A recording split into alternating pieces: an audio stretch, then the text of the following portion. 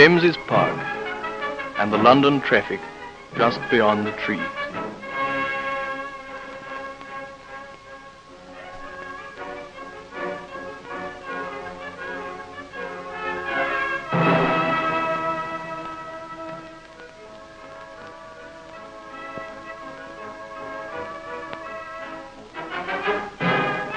It's only a few yards from the roar and bustle of London's streets, down Waterloo steps, past the stately facade of Carlton House Terrace, to the Mall.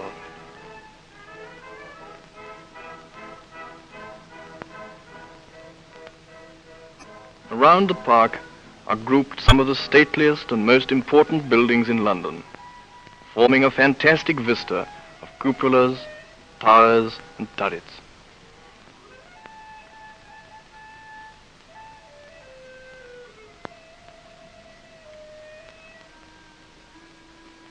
This Italian-looking palace is the Foreign Office. The experts here, overlooking the park, have their fingers on the pulse of world affairs. Here's the Admiralty, with its wireless masts, keeping in touch with British ships in the seven seas.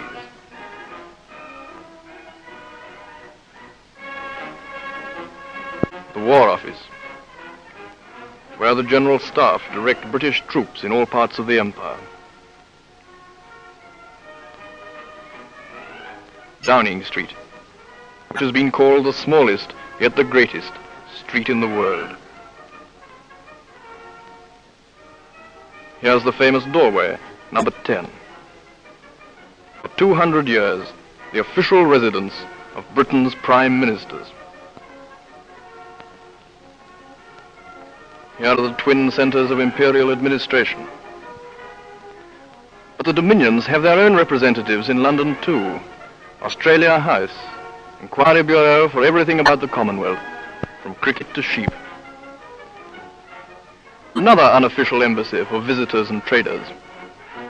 New Zealand butter being unloaded at London's docks. Back in Trafalgar Square is Canada House, London's link with the great North American wheat fields. South Africa House, the shop window of the Empire's fruit garden.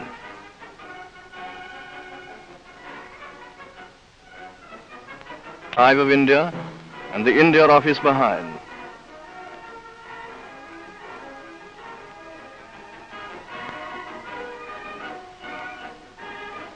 So, in the shadow of Westminster, St. James's Park stands, surrounded by the key buildings of the empire and by memories of London's historic past.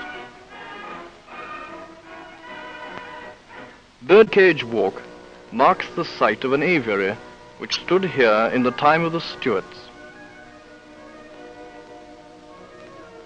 And here, where the children play today, King Charles II used to saunter with Nell Gwynn and the spaniels.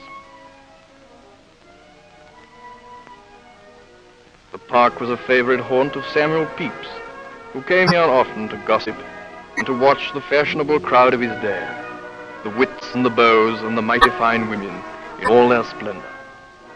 Pepys once followed the king into the park, where he says, though the ice was broken and dangerous, he would go slide upon his skates.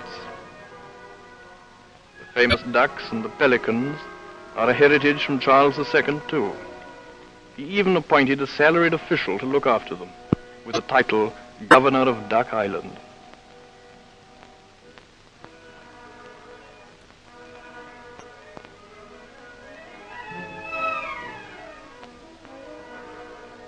Overlooking the park is St. James's Palace, from which the park takes its name. Designed by Henry VIII as a home for Anne Boleyn, and here the royal family have lived for over 300 years. But now, of course, the royal residence has changed to the other end of the Mall, past the Victoria Memorial, to Buckingham Palace. And here at Buckingham Palace, the crowds gather every day to watch the comings and goings of the royal family to and from their London home. And here, too, on a June morning every year, begins the most brilliant of London's pageants, the King's Birthday Parade, as the glittering cavalcade sets out for Horse Guards Parade, the ancient tilting ground of the Kings of England.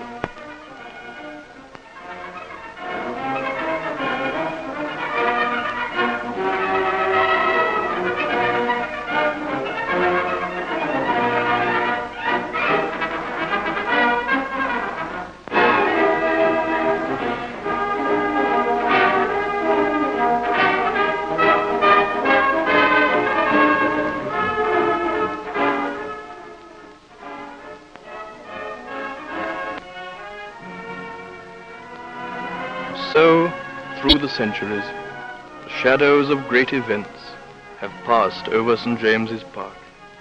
The ghosts of history are all around it.